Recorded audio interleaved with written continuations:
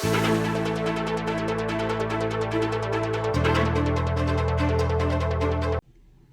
buklat na yung Pediatric Activity Area o PAA para karangkayan na cancer patients ng Jose B. Lingad Memorial General Hospital o JBLMGH anyong June 11, 2024. Mayakit yung pasilidad king 4th floor ng Cancer Center, Wellness Building for Pediatric Tumor Patients ng hospital. Meron tayong mga konting mga sponsors that of course made this thing happen, no? So nagpapasalamat din kami sa kanila at meron din syempre tayong mga doctors that they are so willing to, of course, partake dito sa undertaking na ito. Pinangungunahan ito ng ating Department of Orthopedics, si Dr. Concepcion at saka yung kanyang mga consultant staffs and residents. They are the ones who spearheaded the creation of this activity center. At any one time, siguro mga 10 kasi syempre we limit the space, no? Para hindi rin masyadong magulo. Tapos meron syempre yung age limit. So mga from 1-year-old yung kaya ng lumakad, 1-year-old up to 10-year-old pwede tayong magpalaro dito. Tapos may mga games lang, hindi lang naman ito. So we have board games, we have yung mga blocks, ganyan na that will make them think. Yung gusto namin kasi hindi lang naglalaro sa physical, pero umaandar din ang mga brains nila, no, para maging active.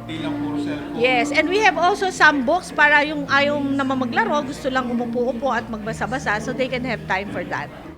Samantala, kayagnan ng blessing at opening ng PAA, may ka-exhibit mo naman karamiyalibang produkto at paintings na gawa darang atlong kayanakan a cancer patients as serbisyon ng JBLMGH. Sean Medina, may diagnose yung mycosinovial sarcoma, metong yung rare type of cancer.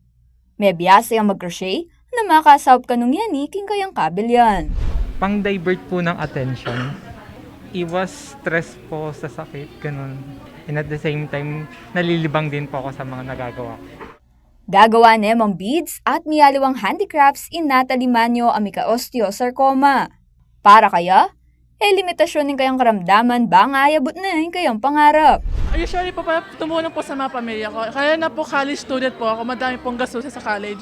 So yung mga nakukuha ko po dito, either po na pinupuhunan ko po siya or yung mga sobra po, mapupunta sa education ko po.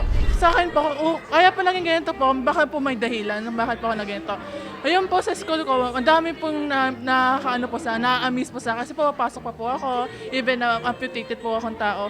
So, gusto ko po maging inspiration po, kaya tumutuloy pa rin po ako.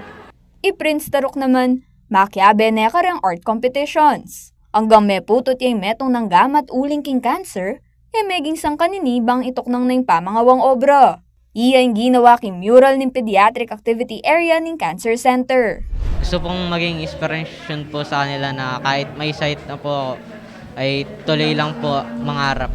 Ako po bilang nanay, natutuwa po ako at proud po ako kasi kahit isa na lang po yung kamay niya, tuloy lang po siya. Gusto po niyang pakita talaga yung talent po niya kaya sobrang proud po ako sa kanya. Manawagan naman ni Dr. Chichoco asopan la rin karelang pasyente, kimihiyaliwang kaparalanan, kalupan na nimpa magsuporta karang gagawan dari Prince, Sean at Natalie. Siyempre, welcome na welcome po tayo dyan sa mga gustong mag-donate po sa ating Cancer Center. At ito po, asahan ninyo ay mapupunta sa mabuting kamay.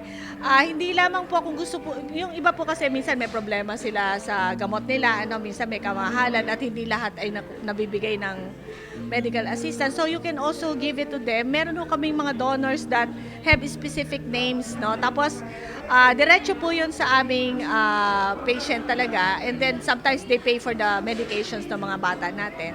Ayun. And ito nga, kamukha nito, mga activity namin.